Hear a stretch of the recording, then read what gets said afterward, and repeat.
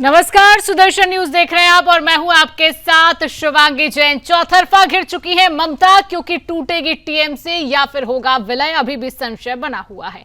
देखिए, पश्चिम बंगाल की राजनीति में इन दिनों घटनाक्रम अब तेजी से बदल रही है। विधानसभा चुनाव में टीएमसी कांग्रेस को मिली हार के बाद अब पार्टी के भीतर असंतोष है। संभावित टूट की चर्चाओं ने भी सियासी माहौल को अब और भी ज्यादा गर्म कर दिया है। वहीं विपक्षी दलों के इंडिया गठबंधन के हालिया बैठकों के बाद कांग्रेस और कुछ क्षेत्रीय दलों के संभावित विलय को लेकर भी अटकलें तेज हो गई हैं।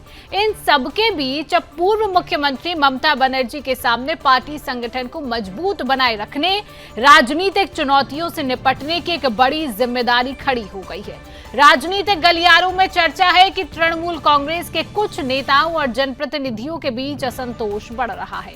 हालांकि पार्टी की ओर से किसी बड़े विभाजन की आशंका को लेकर आधिकारिक तौर पर कोई पुष्टि नहीं की गई है। दूसरी ओर दिल्ली में हुई इंडिया ब्लॉक की बैठक के बाद कांग्रेस के साथ क्षेत्रीय दलों की नजदीकियों को लेकर भी अब चर्चाएं तेज हो गई हैं। राजस्थान के पूर्व मुख्यमंत्री अशोक गहलोत ने कहा है कि कांग्रेस से अलग होकर बने दलों को एकजुट होकर फिर से कांग्रेस के साथ आना चाहिए। उनके इस बयान को विपक्षी राजनीति में संभावित पुनर्गठन के संकेत के रूप में देखा जा रहा है। महाराष्ट्र कांग्रेस के नेता नाना पटोले ने भी कहा कि समान विचारधारा वाले दलों को देश हित और संविधान की रक्षा के लिए एकजुट होना चाहिए। हालांकि उन्होंने यह भी स्पष्ट किया है कि कांग्रेस ने किसी दल को विलय का औपचारिक प्रस्ताव नहीं दिया है। उधर शिवसेना यूबीटी के नेता संजय राउत ने सुझाव दिया, शरद पवार को कांग्रेस से अलग होकर बने दलों को फिर से एक मंच पर लाने की पहल करनी चाहिए। वहीं एनसीपी की नेता सुप्रिया सुले ने इस पूरे मुद्दे पर सीधे तौर पर कोई स्पष्ट संकेत नहीं दिया है, लेकिन राजनीतिक संभावनाओं को पूरी तरह खारिज भी नहीं किया। उनके बयान ने अटकलों को और हवा दे दी है। इसी बीच अब तृणमूल कांग्रेस सांसद शत्रुघ्न सिन्हा ने पार्टी और ममता बनर्जी के प्रति अपनी निष्ठा दोहराते हुए साफ कहा कि वह किसी भी कथित बागी गुट का हिस्सा नहीं है। उन्होंने कहा कि जब वह कठिन दौर से गुजर रहे थे तब ममता बनर्जी ने उनका साथ दिया था, इसलिए वह भी उनके साथ मजबूती से खड़े रहेंगे। उन्होंने यह भी कहा कि राजनीति में मतभेद हो सकते हैं, लेकिन मनभेद नहीं होने चाहिए। बहुत बड़ी बयान है ये। अब राजनीतिक उठापटक के बीच कानून व्यवस्था और प्रशासनिक कार्रवाई भी चर्चा का विषय बनी हुई है। तृणमूल कांग्रेस के नेता जहांगीर खान की गिरफ्तारी के बाद उनका एक वीडियो भी सोशल मीडिया पर वायरल है, जिसमें पुलिस हिरासत में उन्हें जाते हुए दिखाया गया है। कभी अपने क्षेत्र में प्रभावशील माने जाने वाले नेता की अब यह तस्वीर राजनीतिक गलियारों में एक चर्चा का केंद्र बन गई है। जहांगीर खान को भारत नेपाल सीमा के पास पानी टंकी क्षेत्र से गिरफ्तार किया गया था। उनके खिलाफ कई दर्ज मामलों में अदालत ने उन्हें पुलिस हिरासत में भी लिया था। हालांकि आज इसी विषय पर हम चर्चा भी करेंगे। राजनीतिक बयानबाजियां भी तेज है। कुल मिलाकर ये कहा जाए तो बंगाल की राजनीति इस समय कई मोर्चों पर उथल पुथल के दौर से गुजर रही है। एक और विपक्षी एकता है, दूसरी ओर संभावित राजनीतिक पुनर्गठन की चर्चा है, तो दूसरी ओर तृणमूल कांग्रेस के भीतर असंतोष की खबरें अब सुर्खियां बटोर रही हैं। आज इसी विषय पर हम चर्चा करने जा रहे हैं। उससे पहले तमाम बयानबाजियां आप सुनिए, फिर आज इसी विषय पर होगी चर्चा। पता होगा तृणमूल कांग्रेस में क्या ठीक है, क्या ठीक नहीं है, और कहां तक ठीक है और कहां तक ठीक हो जाने की संभावना है, ये सब आपको पता होगा। जहां तक मेरा सवाल है, मैं बहुत फर्मली, स्ट्रांगली सुख दुख का साथी हूं लोगों का, और खासकर मैं इस घड़ी में बिल्कुल ममता जी के साथ हूं, उनके साथ था और उनके साथ ही रहूंगा। फिलहाल मेरा कोई इरादा नहीं है किसी और दिशा में जाने के लिए या कोई और रुख अख्तियार करने के लिए। ये होना ही था, समय का इंतजार था, क्योंकि देखिए कारण सबका एक ही है। विधायकगण जो डिसीजन लिए हैं उनका जो कारण है, और सांसदगण जो डिसीजन ले रहे हैं, कारण तो अलग नहीं हो सकता है। उल्टा उनके लिए तो कारण और ज़्यादा बड़ा है। वो लोग सांसद थे, तब भी वो लोग को मौका नहीं मिलता था ममता बनर्जी से बात करने का, अभिषेक बनर्जी से मिलने का, क्योंकि उनको ये मौका मिलने का चांस ज़्यादा था, तब भी नहीं होता था। तो आज तो देखिए सारे सांसद जो बातें कह रहे हैं, जो बातें हम लोग को सुनने में मिल रहा है मीडिया के द्वारा, ये तो चौंका देने वाला ही बात है कि उन लोग इतना दुख दर्द लेके इतने दिन से चुप बैठे हुए थे, आज वो लोग अपने मुंह खोल रहे हैं। बोल रहे हैं, और जैसे काकुली ने शुरू किया था बोलना, बाकी भी धीरे धीरे उनके साथ सहमत होके सब मिलके ये सिद्धांत ले रहे हैं। ये जो रेबल फैक्शन ऑफ एमपीज हैं तृणमूल कांग्रेस के, करीब 20 एमपीज हैं, और मुझे खबर है कि वो नंबर बढ़ भी सकता है। उन लोगों ने ये साफ तरीके से बोला है कि वो देश के हित में एनडीए को सपोर्ट करेंगे। तो ये भाजपा के लिए तो विन विन सिचुएशन है, ना बीजेपी में ज्वाइन भी कराना पड़ रहा है और उनको समर्थन भी मिल रहा है, तो देश के हित में तो सही है। नहीं है, क्या दबाव डाला जा रहा है? वो थोड़ा सोचिए कि पार्लियामेंट के अंदर हाउस में बैठे हुए वेपिंग कर नहीं सकते हैं, ये पार्लियामेंट्री नॉर्म्स एंड प्रोसीडियर का खिलाफ है।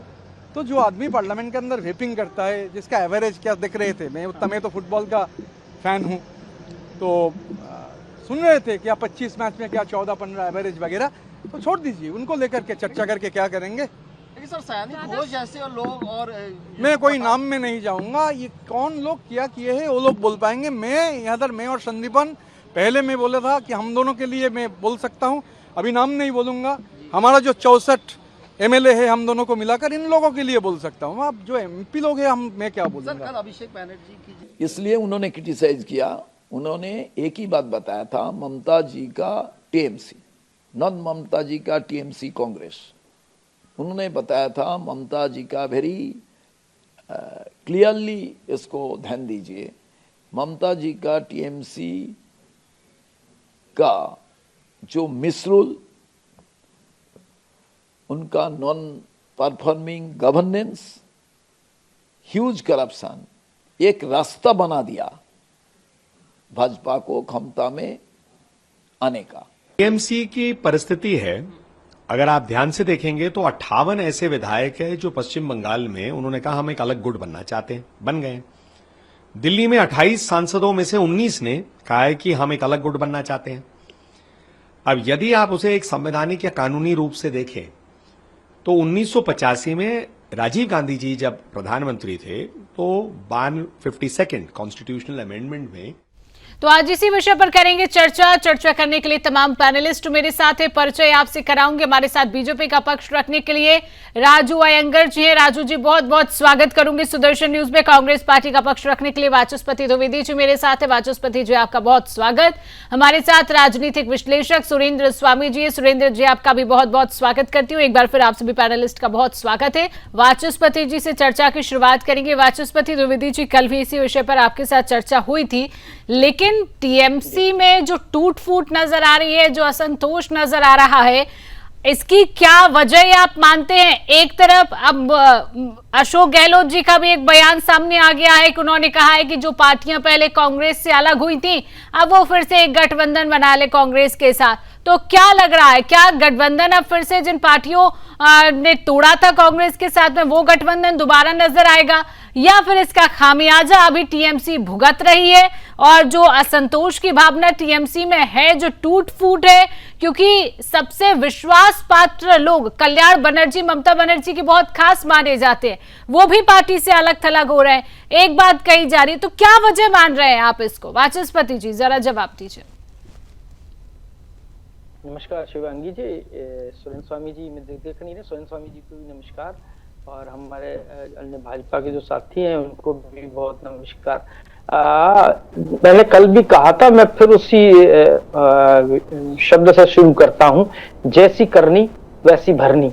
जैसा उन्होंने किया वैसा उनको फल मिल रहा है। उस समय उन्होंने जिस तरीके के लोगों को अपनी पार्टी में लाए, परिवर्तित किया, संवर्धित किया, उनको टिकट दिया, उस समय वो जो कुछ भी जैसे भी वो जीते। लेकिन ये साफ साफ दर्शाता है कि लोग भाग वही रहे हैं जो या तो संवैधानिक संस्थाओं से कहीं ना कहीं जांच के दायरे में है, या और कोई कारण है। तो एक तो ये चीज हो गई। दूसरा बड़ा बात ये कहना चाहता हूं कि जो 60-62 या जो भी 58 जो विधायक वहां पे पश्चिम बंगाल में टूट रहे हैं, उनमें भाजपा ने नैरेटिव गढ़ा था, ये चुनाव में कहा था कि वो रोहिंग्या हैं, वो बांग्लादेशी हैं, वो जिहादी हैं। अब या तो उनको भाजपा में अगर शामिल करते हैं तो आप रोहिंग्याओं बांग्लादेशियों को शामिल कर रहे हैं, अगर उनका समर्थन भी लेते हैं तो आप रोहिंग्याओं का जिहादियों का अब समर्थन लेंगे। ये एक विषय हो गया। ये इसमें दोनों तरफ से भाजपा फंसी हुई है। अगर उनको अपने में समाहित करती है तो बड़ा नैरेटिव सेट हो जाएगा। आगे के जो आगत चुनाव है देश भर के अंदर, उनको ये बहुत मुश्किल पड़ जाएगा और विपक्ष इस नैरेटिव को गढ़ लेगा। अगर ये उनका सहयोग भी लेते हैं तो भी यही स्थिति है। जहां तक संसदीय दल की बात है तो उसमें मुझे नहीं लगता कि बहुत बड़ी कोई टूट फूट हो रही है। उसमें काफी लोगों के बयान आप देख रहे हैं, बयान बदल गए हैं। जैसे उसमें बहुत सारे लोग हैं जो मुस्लिम सांसद हैं, जैसे यूसुफ पठान हैं या अन्य लोग हैं। दो सांसद और हैं, उनके याद नहीं आ रहे हैं, 2 मुर्शिदाबाद के हैं। अगर वो लोग उसके साथ जाते हैं, बीजेपी के साथ जाते हैं, तो उनको अपनी कॉन्स्टिट्यूएंसी में जाने पर बड़ी मुश्किलें होंगी, बड़ी दुश्वारियां होंगी। मुझे नहीं लगता वो उनके साथ जा सकते हैं। खैर, ये रही टीएमसी के अंदर की बात, टीएमसी जाने। लेकिन ये एक बात हम लोग फिर से कहेंगे कि जब हम लार्जर पर्सपेक्टिव पे इंडिया गठबंधन को बनाने की बात कर रहे थे तो केवल मात्र 2 लोग ही इसके विरोधी थे, ममता बनर्जी और इसके साथ केजरीवाल साहब। यही नीतीश कुमार जी को सरबराह नहीं बनने दे रहे थे, समन्वयक नहीं बनने दे रहे थे। उस समय ही अगर उनको समन्वयक बना दिया होता तो भाजपा आज सत्ता में नहीं होती। जो उन्होंने ममता बनर्जी ने बोया है, जो नीतीश कुमार जी को उसमें समन्वयक नहीं बनने दिया और अरविंद केजरीवाल जी को, दोनों लोग हाशिए पर आ गए हैं। पार्टी उनकी समाप्त प्राय है। अभी भी ममता बनर्जी के पास कम से कम एक रास्ता है कि वो अगर अपने को विलय कर ले तो उनकी टूट बच सकती है। और जो 2/3 ठीक है वाचस्पति जी, पूरी आपकी बात को सुना के इंटरप्ट नहीं किया मैंने, इसीलिए क्योंकि आपको मैं पूरी तरह सुन रही थी। आपने विलय की बात करी, लेकिन आप लोग खुद विलय करवाते हैं पार्टियों का। और आपने दूसरी बात कही कि अगर जो सांसद है टीएमसी के वो अगर भारतीय जनता पार्टी में शामिल होते हैं तो क्या पार्टी उनको लगातार रोहिंग्या तमाम तरीके के शब्द कहती थी। ये भी आपने बात कही। इसकी बात का जवाब मैं राजू जी से लूंगी, क्योंकि पार्टी का जो नारा रहता है भारतीय जनता पार्टी में, पहली दफा नहीं है कि किसी दूसरी पार्टी का नेता शामिल होगा। आपकी पार्टी के तमाम लोग हैं जो बीजेपी में शामिल हुए हैं, टीएमसी के भी अगर शामिल होंगे तो मुझे लगता है कि जो पार्टी का नैरेटिव होता होगा उसके तहत ये शामिल होंगे। ठीक है, राजू जी से इस बात का मैं जवाब ले लेती हूँ। राजू जी, कहा जाता है कि या तो ईडी से बचने के लिए कई नेता आपकी पार्टी में शामिल हो जाते हैं। अब रही टीएमसी की बात, जो बंगाल की राजनीति में चल रहा है फिलहाल, कई सांसदों ने, कई नेताओं ने टीएमसी को छोड़ दिया है। अब ये कहा जा रहा है या तो वो अपना अलग गठबंधन बना रहे हैं, हो सकता है कि कुछ सांसद आपकी पार्टी में भी शामिल हो जाए। तो क्या आप लोग उनको शामिल अपनी पार्टी में करेंगे? पार्टी का क्या नैरेटिव है, किस तरीके से क्या शामिल किया जाएगा? क्योंकि कल के दिन हमने जनसभाओं में सुना इन्हीं लोगों को रोहिंग्या भी कहा जाता था, जिस तरीके से वाचस्पति जी कह रहे हैं। देखिए, आप सभी को नमस्कार। देखिए, 100 की सीधी बात, मैं एक बात बताता हूँ जी। भ्रष्टाचार एक शब्द ऐसा है जो पूरी की पूरी टीएमसी पार्टी को खा गई। यहाँ पे कहीं पे 2 राय नहीं बचा। और जो लोग आज जुड़ना चाहते हैं भारतीय जनता पार्टी से, वो अपने आप को साफ सुथरा करने की कोशिश में लगे हैं, लेकिन वो भी भ्रष्टाचार से अछूते नहीं है। उनके ऊपर भी भ्रष्टाचार की कहीं ना कहीं धाराएं लगी है, क्योंकि आज वो बीजेपी में अगर आ जाते हैं तो क्या उनके ऊपर वो धाराएं हट जाएगी? ऐसी नहीं है। लेकिन हम बंगाल के जो कार्यकर्ता, एक सामान्य से कार्यकर्ता है, हम लोगों का एक आवेदन है जो उच्च नेतृत्व के पास हम लोगों ने भेजा है कि हम लोगों को कृपा करके तृणमूल कांग्रेस के किसी भी नेता या किसी भी कार्यकर्ता को हम लोग भारतीय जनता पार्टी में लेना नहीं चाहते, खास करके बंगाल के जितने भी हमारे कार्यकर्ता हैं। क्योंकि अगर नेता मंत्री घुसते हैं तो उनके साथ उनके नुमाइंदे भी घुसेंगे और वापस हम घूम फिर के भारतीय जनता पार्टी भी तृणमूलीकरण हो जाएगा, जो हम लोग नहीं चाहते हैं। जनता जनार्दन ने जिस विश्वास और भरोसे के साथ हम लोगों को 208 सीटें दी है, तो हम लोग ये चाहेंगे कि 294 सीट जो बची है, जो बैलेंस की सीट, वो भी जनता जनार्दन हमें दे, प्यार से, हमारे विश्वास को और हमारे कामों को देखकर, न कि इन दल बदलुओं को लेकर। अरे जो ममता बनर्जी का नहीं हुआ वो भारतीय जनता पार्टी का कहां से हो सकता है? वो जनता का नहीं हुआ वो कहां से दोबारा आके? लेकिन राजू जी कई दफा ऐसा होता है ना, कई दफा ऐसा होता है कि कई लोग अपनी पार्टी को छोड़कर बीजेपी का दामन थामते हैं तो उन्हें शामिल किया जाता है। अगर टीएमसी का नेता बीजेपी का दामन थामा जाएगा तो क्यों उन्हें शामिल नहीं किया जाएगा? इसकी भी वजह जरा बताइए एक बार। देखिए, अगर हम लोग करते हैं, देखिए ये तो उच्च नेतृत्व के विचारधारा पे डिपेंड करता है कि वो लोग क्या डिसीजन लेते हैं दिल्ली में। लेकिन हमारे बंगाल के जो सभापति है उनका स्टेटमेंट आज भी है कि तृणमूल के किसी भी नेता कार्यकर्ता को हम अब बीजेपी में नहीं लेंगे। लेकिन अभी दिल्ली में जो नेता हमारे बैठे हैं वो ये जो सांसद लोगों का अभी जो नौटंकी चल रहा है, इस नौटंकी पे वो क्या बोलते हैं और क्या डिसीजन लेते हैं ये तो वक्त आने पे ही पता चलेगा। चलिए ठीक है वीरेंद्र जी, अभी फिलहाल जिस तरीके से हम तस्वीरें देख रहे हैं बंगाल की राजनीति की, क्या लग रहा है? क्या टीएमसी नेताओं के अंदर आपसी मतभेद ये चल रहा है कि या तो आप ममता बनर्जी की सरकार कहें या फिर अब अभिषेक बनर्जी की सरकार कहें? कुछ समझ में आ नहीं रहा है किस तरीके की ये बंगाल की राजनीति अब आगे मोड़ ले रही है। आपसी मतभेद क्या कहेंगे टीएमसी का? सुरेंद्र जी। ये देखिए, राजनीति बिल्कुल स्पष्ट है, कोई कंफ्यूजन नहीं है टीएमसी में। टीएमसी का एक बड़ा गुट, उन्होंने कहा कि हम लीडर ऑफ अपोजिशन बनेंगे, उन्होंने नाम सौंप दिए। अब विधानसभा में जिस व्यक्ति को सबसे ज्यादा लोग वोट देंगे वही लीडर ऑफ अपोजिशन बनेगा। तो वो स्पीकर ने उसे एक्सेप्ट कर लिया है, वो 64 लोग वहां पे हो गए हैं। यहाँ पर 2/3 लोग हो गए हैं, वो अपना अलग गुट बना लेंगे। तो फिर टीएमसी का विलय क्या होगा?